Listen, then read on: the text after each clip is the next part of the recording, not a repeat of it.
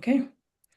Hi, everybody. Welcome to today's session, Decoding the Essay, a Partner's Guide to the Common App. Sorry, a Parent's Guide to the Common App and UC Prompts.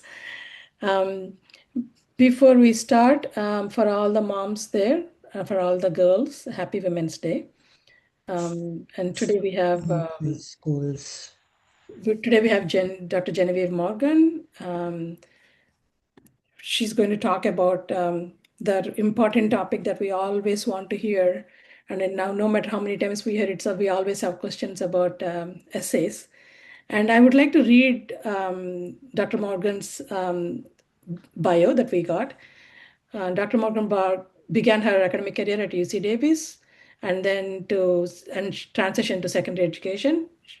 And she's a freshman admission reader for Northeastern University and an AP exam reader for the College Board. And so we're going to have unique perspective there, and she's a UCLA certified college counselor as well. So today, and she agreed the moment I asked her, she was excited to talk to our group. And so here we are. And also, thank you so much I know that it's a daylight savings day today and not an easy day. But I saw when I was creating the calendar, I knew that today is it's daylight savings day, but I didn't want to keep giving exceptions for the weekend sessions. I just want to make sure that we are having the regular session. So without any delay, please go ahead. Great. Well, thank you and welcome everybody to this session. What I'm going to do is give you an overview, talk about some specifics, and then we can take questions at the end. And the timing of this session is really appropriate because if you have a senior or you know anyone who has a senior, the UCs have started to roll out their acceptances. So UC Santa Cruz released last week, and Davis released on Friday their decisions. And the rest of the UCs will continue to release their decisions throughout the month. So that gives a little bit of context. If you have a junior, you will be hearing back next year at this time.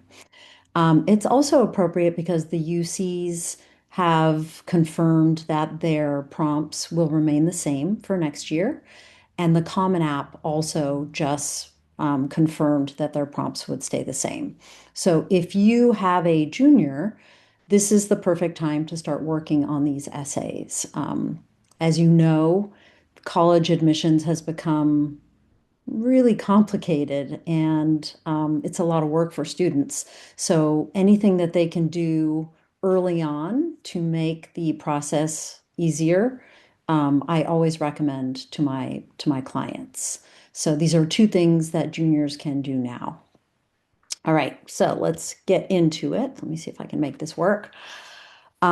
Your students will fill out probably three different application platforms. So there's the Common App, which is everything that's not California state related, public school. Then there's the UC application. And then if your child is applying to Cal States, that's the third application platform. And I'm not going to talk about the Cal State applications today. If you have questions at the end, you can feel free to ask. But that would be like if your student is applying to San Diego State or um, San Luis Obispo, which is it's so good it's on par with the UCs. Okay, so two different application platforms we're going to talk about today. First, here we have the prompts for the UCs. They don't call them essays, they call them personal insight questions. And if you talk to an admission rep from a UC, they are adamant that these are not essays. They liken them to interview questions. And they span the gamut of topics. Just quickly to go through them, the first one is about leadership. The second one is about creativity, and creativity doesn't need to be painting or singing. I've read some excellent essays that were about, let's say, rock climbing or teaching karate to children. The third one is what is your greatest talent or skill, which is often difficult for students to write about because you have to be pretty self-reflective, and students are usually very humble. So this is a hard one for them to write about. Number four is a significant educational opportunity or an educational barrier. So it's really has two parts to it. And an example of a significant educational opportunity might be if you had a student come stay at your house who was like a student from another country who maybe was doing a semester abroad, or it could be some course that you took outside. Let's say you took a coding course, and then the educational barrier would be something like, you know, because of your family circumstance, you had to work to help support your family. And so you were not able to take part in, let's say, extracurricular activities. Number five is significant challenge that you may have faced. So this could be like from sports, I had a concussion and I had to miss a month of school, or it could be something like I have dyslexia, and so it makes it more difficult for me in text-based classes like the humanities. Number six, I recommend that every student answer. It is the academic subject that inspires you. The UCs are looking for curiosity, so it's a real missed opportunity if your student does not answer this one. Seven also is one that all students should try to write about. It is what have you done for your school or community to make it a better place? So this is really a service question, and the UCs are looking for community building. So I always recommend that students answer number six and number seven. And then number eight is the catch-all. So if there's something that your student wants to write about that really distinguishes that student, but doesn't fall into one of the other categories, number eight is the one to write about. Um, and um, yeah, so and we can take questions about that at the end. Let's see if I can get it to go to the yes. Okay, so the Common App asks for one essay, and it's called the personal statement. So you'll often hear students just talk about the personal statement. And again, the personal statement goes to only the schools that are not addressed by the UC application or the Cal State application. So a college is either seeing the four UC prompts or the common application personal statement. They're not seeing all five of them. And I want to back up a little bit. When your student applies to college, will probably write a total of 15 to 20 essays. And that's because most students apply to the UCs and schools on the Common App. So they're going to write the personal statement, they're going to write the four UC essays, and then colleges ask supplemental questions. So that can range from one supplemental essay to, Harvard and Stanford, I think, have six supplemental essays. So all in all, the student will write about 15 to 20 essays. And this is why I think it's a good idea to start early. Okay, so the Common App personal statement prompts, there are seven. The first one is about background, identity, interest, or talent. So this can be, I come from a family of eight children, or I come from a community that's a little bit different. And because of that, I've grown and I have skills that someone else doesn't. I have a student who speaks three languages because of her family background. So that's something that she wrote about for that. Lessons or obstacles. We often see these essays. It can be, and it follows the plot of, I was here and then something happened and then I overcame it. So sometimes that can be, a sports injury, or that could be, I struggled in a course and then I ended up learning the skills and I ended with the highest grade in the course. And now that teacher has asked me to be a teaching assistant for the next year. Challenging a belief or idea. Students rarely write about this one because it's a tough one, but colleges increasingly want to see students who can enter into dialogue with students with different ideas and create community. So, if your student has something along these lines, colleges are really looking for that. Gratitude is the newest prompt. They included this prompt, I want to say 2 or 3 years ago, and students rarely write about to. They rarely answer this one either, unfortunately. But I think it's a really beautiful prompt. Personal growth is similar to number two. So a realization, an epiphany that a student had. Intellectual curiosity is similar to that academic one that the UCs ask. So, what's a topic or concept that you find so engaging that it makes you lose track of all time?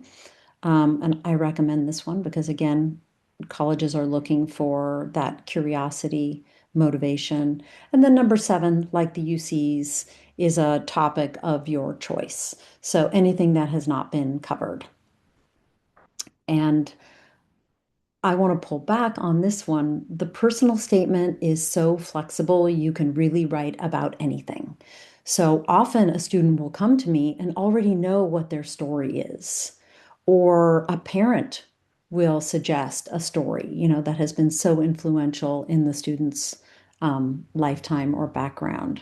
So I usually go to these prompts when a student has no idea where to start. But as I said, often a student knows what their story is before they even come to me. Okay, so these two types of essays are quite different. And what I wanted to go over is how they are different. The personal statement is much more reflective. It's the one time that the student has to speak directly to the admissions officer because with some schools don't ask a supplemental question, and some schools don't, let's say, accept letters of recommendation. So this is the chance for the student to show their personality. The tone is more narrative. It's telling a story. So you want a hook when you start with this. I often ask students to come up with a vignette. So it's very much storytelling. So you tell a story, then you back up and you explain what the story shows about you, and then you expand to other areas. So I had a student who wrote, she swam to Catalina on a relay. And so she told the story of being on the boat in the middle of the night and getting ready for this swim. And then she backed up. What did that show about her? It showed resilience, it showed an adventurous nature. And then she applied that to other areas of her life. So she ran for student body president. She was bold enough to do that because of the swimming to Catalina. So that's an example of that. Um, the UC PIQs, personal insight questions, are quite different. They are much shorter. So the personal statement is 650 words. And that gives you enough room to expand, to storytell, to add some flair. The UC personal insight questions, remember that the admissions officers for the UCs liken them to an interview.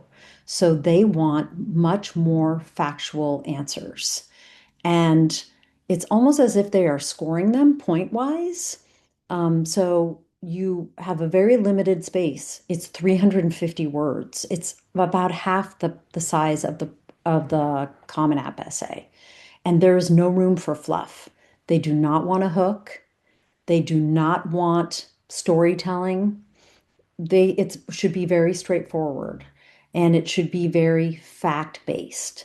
So they want to know, what did you learn? What skills did you gain? What impact did you make? The impact part is very important for the UCs. And they want context. So if you play water polo, how good is your team? What awards have you won? If you are on the Academic team, again, like, have you won any medals?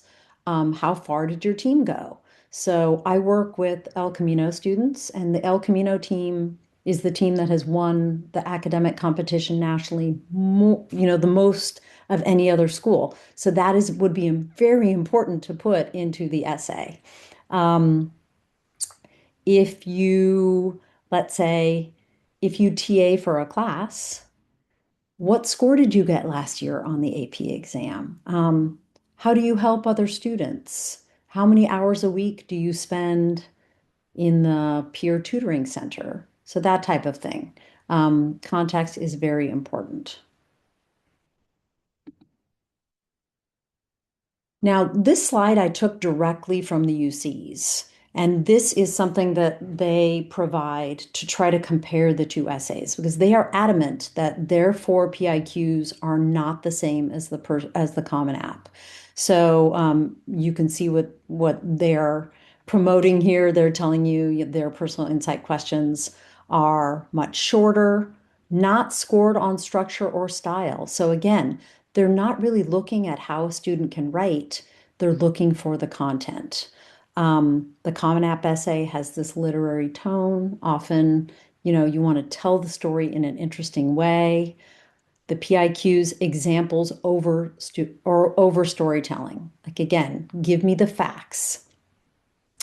The Common App essay is supported by recommendation letters. The UCs do not accept recommendation letters. So this really is the time for a student to demonstrate their character to the UCs.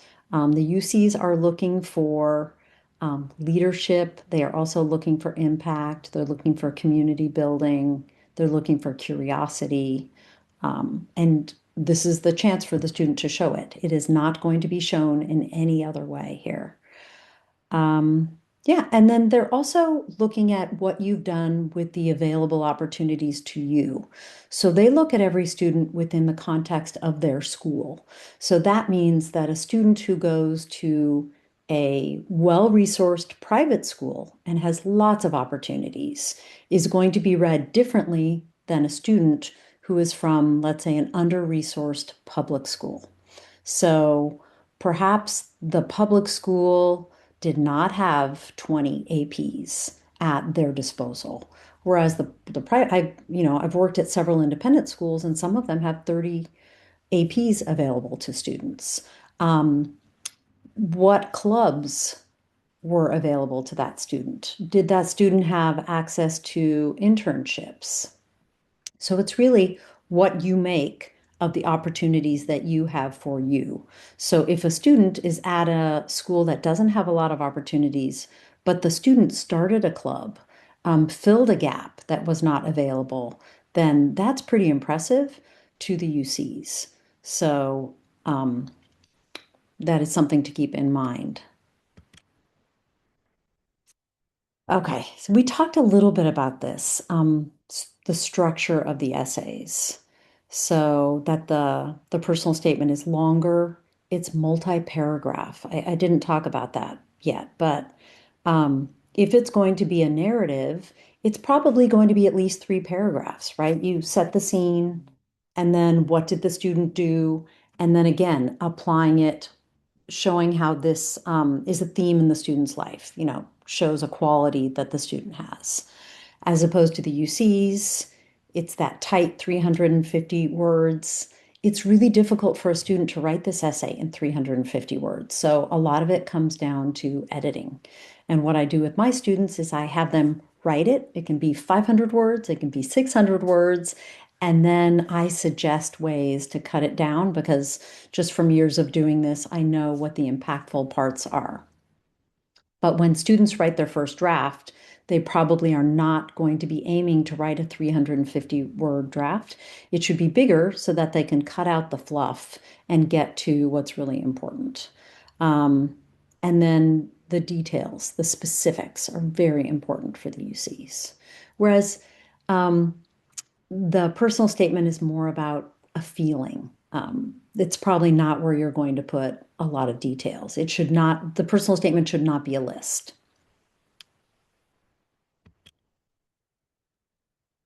Now, this again comes right from the UCs, and the UCs have some great videos and resources. UCSB, I would suggest, has some of the best resources. So with your student, you can direct them to this. But I got this from, I attend the UC has a counselor conference every year where they give updates, and this is where I got this. So Each of the UC campuses has a separate set of readers. When your child submits, let's say to four campuses, let's say UCLA, Berkeley, Davis, and Riverside, none of the campuses know what other UCs the student is applying to. And the campus admission offices do not talk with each other. So they do not say like, oh, did you read, you know, um, Prisha's essays and are you guys going to take her? There's none of that. They have separate teams.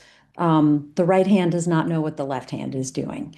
And the campuses have a little bit different focuses. So let's say UC Berkeley is more interested in a student, or they will accept a student who has perhaps has overcome something and has maybe a few lower grades. Whereas UCLA and UCSB are very academic focused.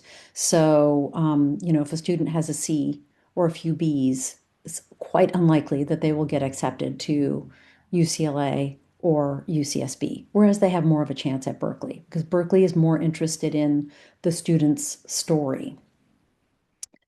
But these three things that the UCs have down here are things that all the UCs are going to consider. So, what's their major interest?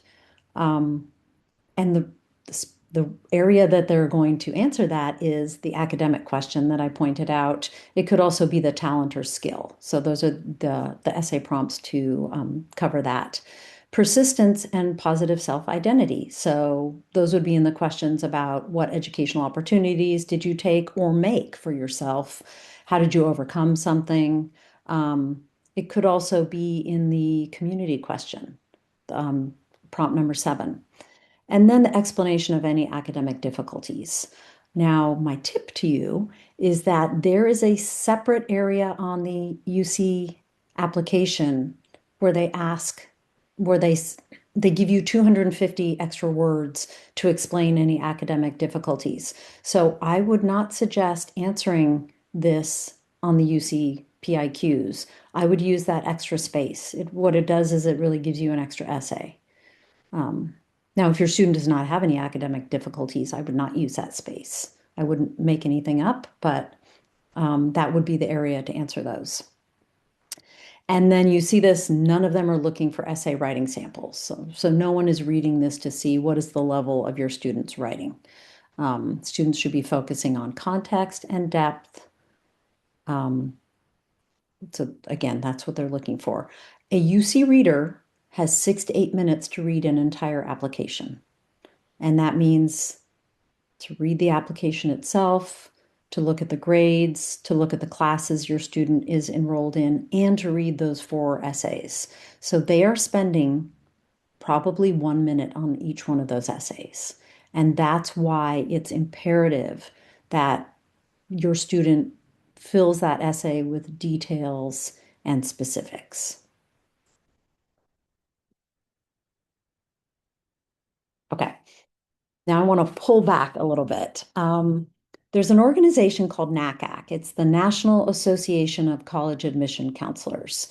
And it is like the organizing um, body for all of the 4,000 colleges in the US. So the UCs fall under this, as do all the other colleges. And they did a survey a few years ago where they asked the 4,000 universities and colleges, what are you looking for when you read an application? What are the top things that you're looking for? And unfortunately, this cut off the top of my slide. But I will tell you what the top things that universities say they're looking for. So the first one is academic rigor. And that is, did your child challenge him or herself in the context of the school? So again, if your school only offers 5 APs and your student took 4, your student has really challenged him or herself. If the school has 20 APs and 20 honors courses and your student took 4 APs, your student did not challenge him or herself as much as he or she could have in the context of the school. So number 1 is academic rigor. Number 2 is grades. Of course. So, what is the GPA? What grades has your student earned? And they look at the grades and the GPA, the average for that school. So, they have access to that in something called the school profile, which every school submits with student applications. And then the third thing was character. So, rigor, grades, character. How does your student demonstrate that character? It's in the essays. And if it's a school that takes letters of recommendation, a Common App school, it's in the letters of recommendation. But for the UCs, you have to demonstrate the character through these four essays. So it's a great opportunity for students to demonstrate their leadership and their service and their kindness. You know, colleges are looking for students who are kind. You know, they want bridge builders on campus. They don't want students who are going to spend most of their time in their bedroom playing video games. They want a student who's going to join clubs, who's going to go to social events, who's going to be a good roommate. Those are all things that they're looking for. Okay, so I did a lot of talking, but I'm sure you all have questions. And I don't know if you want to put them in the chat or if you just want to raise your hand. What's the best way of taking questions? Whatever way the parents want to ask. Okay. Thank you so much for the presentation. It is a different format that we have so far for college essays, and personally, I really liked it. It's not too much at the same time. There is only very important points. Mhm. And I do have questions, but I would like parents, if any of you have questions, please go ahead and ask them. Or if you prefer chat, that's fine too.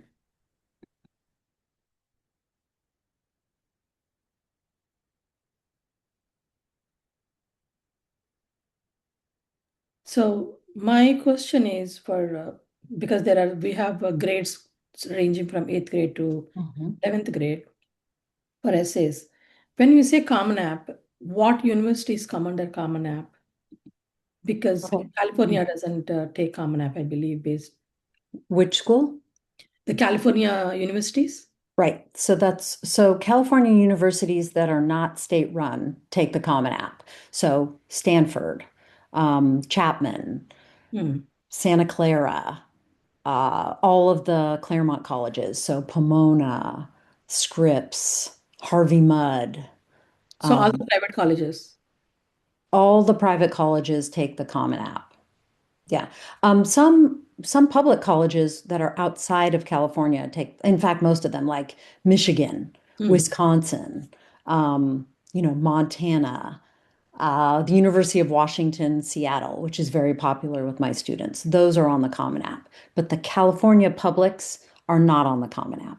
Hmm. Yeah, that's what I was thinking, but then wanted to confirm with you also.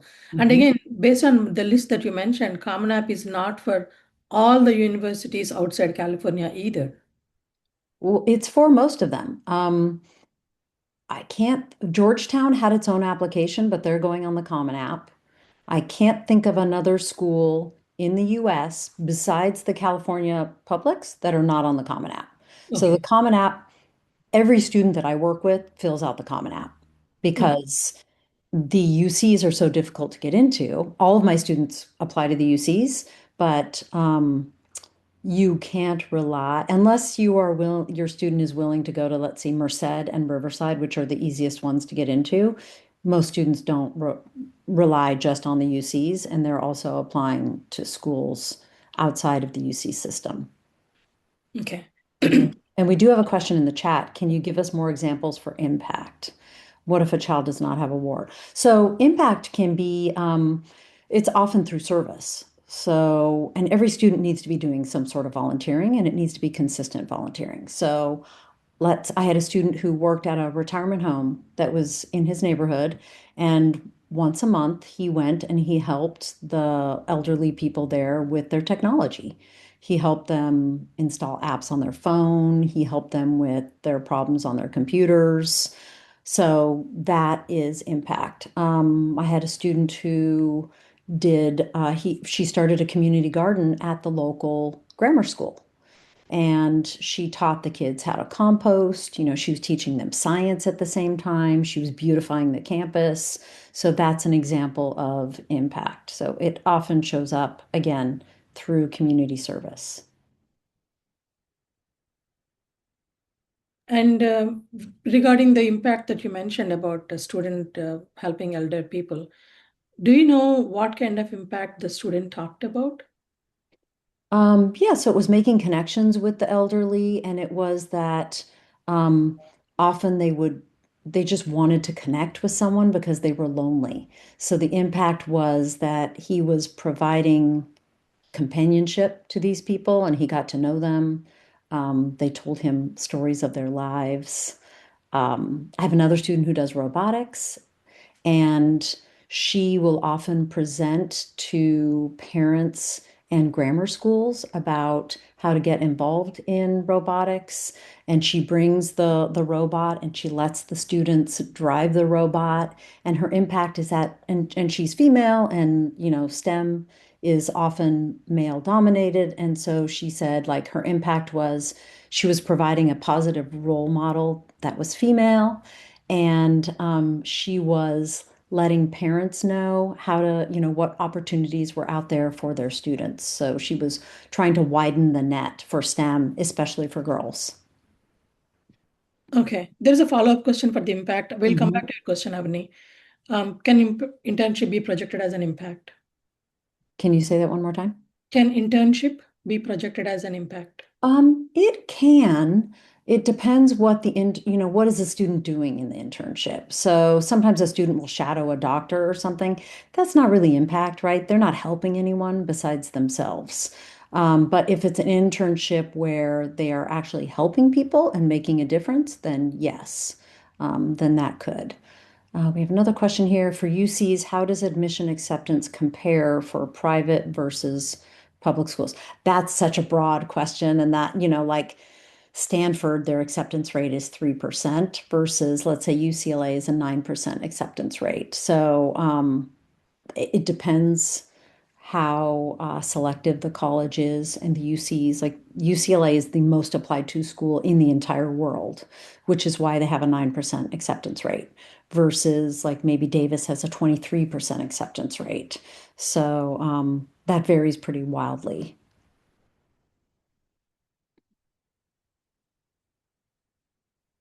What other questions do you all have? These are great questions. Hi, if I may, can I ask a question? Of course. Yeah, so for private schools versus public, Hmm. my child is in private school, so I just want to know, I mean, they obviously have to do more to kind of, you said, have your unique edge academically and otherwise as well. What is the unique impact or unique academics if all APs and everything is being offered at school? Because I know in public school they go for like dual enrollment and other things. Like, what is the unique thing they can do? I mean, I hope the answer is not like, do X number of APs, etc. Um, so what would be unique in terms of academics as well as, yeah, that's what I'm trying to say. Yeah. So we didn't touch on this yet, but I want to point out that the UCs calculate their own GPA, and it's based on 10th and 11th grade courses only. And they can get credit for up to 8 semesters of honors or AP courses where they get a grade bump. So every student wants to make sure to take at least 4 AP or honors courses for that grade bump. And then beyond that, I would say looking for opportunities that where a student can go beyond the classroom. And so that would be like if your student is really interested in STEM, does your student apply for the Cosmos program, which happens over the summer, is offered by the UCs? It's competitive to get into. It's again showing the academics seeping beyond the classroom. So if your child is at a private school where they have all these opportunities, you want your child to do something that's a little bit different. Taking a community college class over the summer is a way to do that.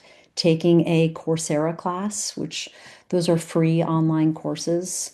They're called MOOCs, Massive Open Online Courses, and they're often offered by, top universities like Harvard or Wesleyan or the University of Pennsylvania. They're not for credit. A student does it, just out of curiosity, again, so to show that your student has done something beyond the curriculum. It might be peer tutoring. So if your student is really good at math, if your student then peer tutors, that shows that sort of academic prowess and again, going beyond the classroom. Thank you. You're welcome.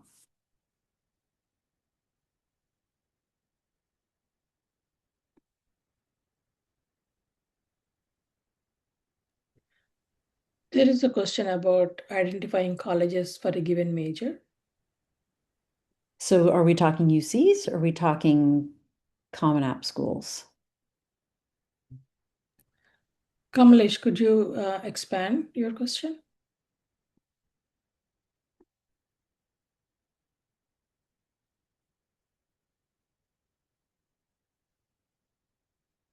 Sorry, doctor, can you hear me? Yes. Okay. So it was more like you said, right? 4,000 colleges in the US, Mhm. right? So not specifically targeted for California, but anything in general, for example, or like outside of California, even. Like, say, for example, somebody is interested in maths, for example, Mhm. right? So obvious names are Stanford, UCLA, right? But then how does one go beyond these 4 or 5 big names? Yeah, so that's a great question, and that's really difficult, and that's why people hire college counselors. Um, so like I try to visit 30 campuses every year, domestically and internationally, and and I just returned from a tour of the Pacific Northwest, visiting those schools, and part of the reason I do that is to learn about their programs and to learn about new programs, because often when a school starts a new program, it's easier to get in that year for that program. Um, so there's not an easy way to answer that. For the UCs, you can go to every UC and see what the majors are, and not every UC has the same majors. Like some of them have business, some of them don't. Um, yeah, that is the big question, and that's why you have a college counselor at your school, hopefully more than one. If you're at a private school, your student will have often way more access to that counselor. If you're at a public school, there are often 400 to 500 kids per counselor. But yeah, that's why people like me exist. Oh, and then someone asked about demonstrated interest. So demonstrated interest is something that some colleges look for, and colleges want their yield to be high. So if they accept 100 students, ideally 100 students would accept them back. And the number that accepts them back is the yield. So UCLA, for example, the yield is very high. Maybe, the University of Oregon, maybe their yield is 15%. So, one of the ways that a university can make sure that their yield is going to be high is by tracking demonstrated interest. And so I read for Northeastern, Northeastern tracks demonstrated interest. And the way they do that is, has your student visited campus? If your student can't visit campus, have they taken a virtual tour? Are they on the email list of that school? Do they open their emails? And then how long do they spend when they open the email? Colleges track this. Not all colleges. The UCs do not track demonstrated interest. So the question was about the UCs. The UCs don't have the bandwidth to track demonstrated interest, and they really don't care. There's in such high demand, they're not tracking their yield. So, in the 4 personal insight questions, there is no way to show demonstrated interest for any particular campus. And I would not suggest writing an essay that is focused on a particular campus, because all of the schools get the same essays. So you don't want to write an essay that's targeted toward, let's say, UCLA, and then turn off the other schools. So that was a great question. Are there any other questions?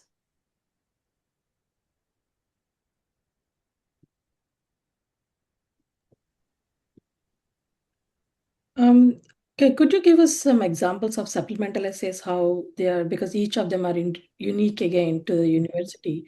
Will there be any overlap between the universities and can the students repurpose the essays? Yeah, that is a great question. So, a lot of schools are asking this community essay, which is similar to the UC one where it says, like, how did you make your community a better place? So they want to know, again, campuses have been having, terrible political divides and protests and things, and they're looking for students who are bridge builders. And so that is an essay that they can often repurpose. They can take that UC essay, they can rewrite it, and then they can use it for other schools. Sometimes colleges will ask, how did you grow this interest in the major? Let's say, computer science or business or biology, and that can be repurposed. The ones that can't be repurposed are sometimes there are one-off questions, like Wake Forest asks a question about what's a book that you read in the last year that has made an impact on you. Um, or a college will say, why do you want to go to my college? So each one of those has to be written individually. And that's a pretty common essay prompt. Why do you want to attend X college? Okay, thank you. And there is a question there. What are some of examples of what the student should write that is unique and how much AI can they use? Oh, okay. So the first one is too broad. Like, what is unique? I would have to know the student and their background. The AI question, so some colleges are using AI detectors. But even if they don't use an AI detector, I've spoken with a lot of admission reps and I've read a lot of admission essays through Northeastern. You can tell when a student has used AI often because it's really broad. There are not a lot of details. The other thing is that often the writing doesn't match the rest of the writing in the application, like the activity descriptions. Where can students use AI? AI is an amazing tool, and they can use it when they're researching a school. So if a school says, why do you want to attend X school? They can load some details about themselves into AI. Here are some things I'm interested in. Here's the major I'm interested in. Why would Tulane be a good match for me? And they can use that as a starting point. They can also use it to make an outline. So here's what I want to write my essay about. Here are some details. Make an outline for me. And then the student writes the rest of the essay.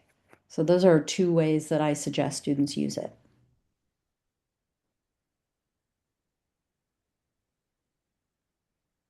Oh, I think you're muted. Yeah, there's a question. Do we need to provide an evidence as follow-up for community service? Same for awards. Do we need to provide proof? Okay. So for the Common App, no. Um, if your student gets found out and the student, it's not true, then the offer could be rescinded, but they don't really check on that. The UC application does do a spot check. After they accept all the applications, something like 10% get an email from the UCs and they pick out one thing from the application and they say provide proof. So it could be a community service, and then you have to maybe get the club sponsor, the club advisor to say, yes, so and so did indeed run 4 clothing drives for us. Or let's say the student said they attended some summer program. It might be show us proof of that summer program. But the UCs are the only ones who do it. Oh, I thought outside California, where they actually expect community services, because most of the schools outside also, it's mandatory for them to provide voluntary services. So a lot of schools require it, and it might go on the transcript, but there is no college that I know of, besides the UCs, that might say, provide proof. Gymnastics there. It's in Sorry, please go ahead. That's all right. That's all right. I have not heard of any college saying, show us proof of your 100 hours or your 500 hours. Ah, okay. That's a nice. I'm suggesting that students do a lot of community service, though. I think it's really important that they show that they are, especially nowadays when, a lot of kids are on their phones all the time. Your student needs to show some interest in other people.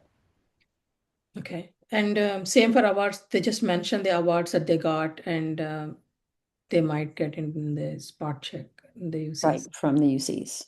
Yeah, we 2 years ago, one of the student from Branham High School, which is a local school, she's actually ABS, the student body president. She got spot checked for her volunteer services. Yeah. Because apparently she has way too many hours. Oh. So she was asked to send a letter and with the proof. So that's interesting. Yeah, and that could be this activity section. It's on the Common App, you have 10 spots to show activities, and on the UC application, there are 20 spots. And that you're supposed to say how many hours you do each activity. It's important that a student be honest because colleges look at that, and if a student says they're doing activities 80 hours a week, you need to sleep, the students are in school, that type of thing. So I can see perhaps if it looked very strange, a college might ask. And the other one is now that the presidential awards were taken away, what are the other ways that schools know about these awards? Because the presidential awards, they know that you have the student, there is a way to check because the students have to upload all the community services and then get the award. Now that there is no such way to see that how much the student is doing the work, is there any other ways that are replacing in the applications the students can provide there? So not really on the UCs. For the common application, it could show up in the letters of recommendation, and a lot of schools will take a third optional character letter. And that's where it could come from the advisor of a club, or it could come from someone who works at a student's temple or church, who says, like, this person has spearheaded our teen program and has provided opportunities for the teens to do over 300 hours of community service, that kind of thing. Okay. Okay, thank you. Any other questions, parents? I have a question. Please go ahead. Thank you, Jenny, for a wonderful session. My daughter is still a sophomore, so we have at least one more year. But is there something that you would recommend that we focus in junior years as part of a preparation for these submissions? So making sure that your student has enough activities. Again, I mentioned that the Common App has 10 spots for activities, extracurriculars, and the UC has 20. Now, almost no one fills those 20, and it's important to have depth over, instead of having 20 activities that the student did one day each, to have a few core activities. So if your student is in 9th or 10th grade, this is the perfect time to be having these conversations with your student about what are you doing outside of the classroom, and then finding a few things that the student likes and sticking with them. And as I've mentioned, service should be one of those. Looking for leadership opportunities too. So if your student is a sophomore, talk to your student about, what opportunities are there for leadership junior and senior year. Because if the student isn't thinking about it, those opportunities will pass that student by and it will be too late. Thank you for that. You're welcome. And let's say if the students use AI for their essays and then it was detected, what is the next course of action for the student? So, I mean, the school will just not accept that student. There won't be any remarks or telling other colleges that, hey, no, this is what happened. Oh, no, like colleges they don't talk amongst themselves. So let's say I'm reading an application for Northeastern and I see that a student used AI. I'm just going to mark that application with a low score, and then that student won't get accepted. But no, it's not like No repercussions for no using repercussions. No, other than getting rejected. right. Okay. With your experience with especially with the Northeastern University, what are some of the common themes that you noticed in that the students are picking? For essays, so the sports essay, which I would suggest students avoid. But there are, a lot of community service essays, which I think can be impactful. It has to be really specific again. It can be about I read a wonderful essay that a student wrote about her parents making her go to school to learn a language that was a familial language that she resented at the beginning. But then she ended up having an internship where she was helping out at um, a local like medical event to help people who are under-resourced, and she was able to help people because she spoke that language. So that was a really nice essay. So the things that your student wants to avoid, though, are the sports essay, which is totally overdone, and then travel. Travel is a subject to not everybody has access to, and so you don't want your student writing about the trip to Italy or, Thailand or whatever. So I have two questions here. One about sports essay. You said is it because it's overused, or is it because a student cannot bring something unique there? It's because it's overused, and because it's overused, it's difficult to bring something unique. Ah, okay.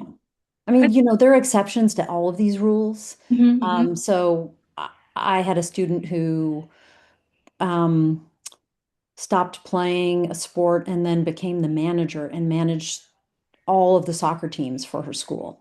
So, like, that is interesting and shows leadership. And it's not just the I scored the winning touchdown in the football game. That's Hmm, the essay that I don't want to see. So I'm hmm. relatively new. I want to know what is this about the sports essay and the Italy trip essay? Yeah, what So, is people so it's writing that common? So it's the personal statement that we're talking about, but it would also be for the four UC essays that you don't want your student to write about. I scored the winning touchdown that won the league championship. Just it's overused and it's not interesting. And then the travel essay, colleges are really trying to level the playing field of the haves and the have-nots, and they don't want to read an essay about my family went to Paris for 2 weeks last summer, um, unless they went to Paris and that student who is really interested in food science enrolled in a cooking course that was taught in French. That's interesting. But just saying, and we took our kids on trips like this too. Like we went to Greece. Like just saying I went to Greece for 2 weeks is not a good topic to write about. So the ones that we are talking are you pick a topic and that you can pick a prompt also and then write an essay about it, because sports are typically common activity for students. And then how did they come up with the adversary situation, or how did they manage the team dynamics, and how what the team did they have any difficulties being a team member? There are many things that you can touch with the sports one. That's what she's saying, that it's overused topic already. The other one is travel. Again, like she already covered that it's not has nothing to do with specifically travel thing. What value you're bringing in that essay than the activity itself. So let's say somebody who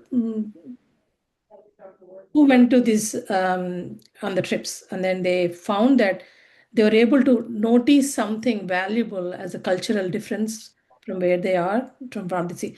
Would that be considered as a valuable essay? Yes. Okay. Yeah. Okay, thank you. Any other questions, parents? Yeah, I actually have one more question. This is Avni. So on sports, I know a lot of people do these private club teams, etc., and they're looking for like more of sports essays maybe from there or scholarships.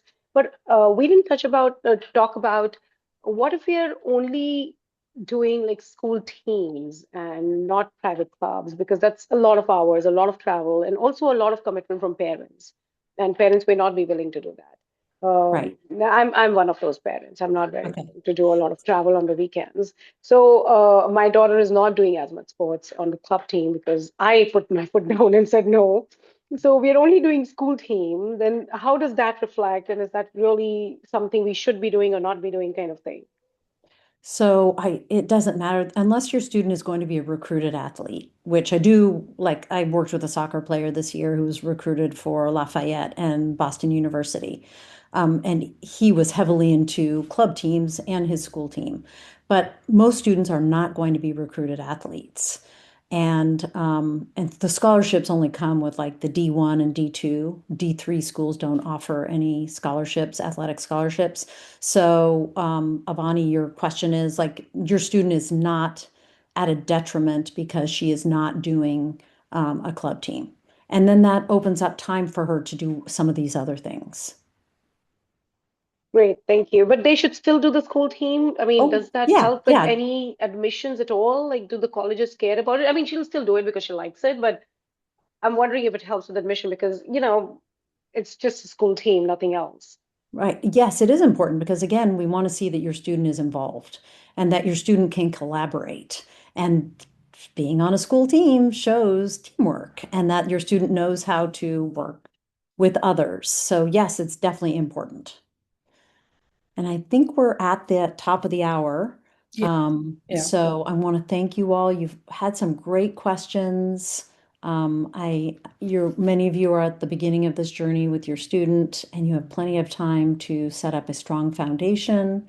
But you feel free to reach out if you have any questions. You have my email there and my phone number, and I'm in the Bay Area too. So thank you so much for having me today. It's been a pleasure, and I Yeah. hope you guys all enjoy the rest of the weekend. Thank you so much. It was a wonderful presentation, and thank you, parents, for participating and asking all the questions. And there is no, you don't need to hesitate asking for more questions. I encourage that. I highly encourage that. And again, it was a really wonderful presentation, like the short and crisp, and which opened a lot of questions also for parents. And I wish all of them very best. And thank you so much for working with us today. All right, you're welcome. We'll hope we'll connect again soon. Great. Okay, goodbye, everyone. Bye bye.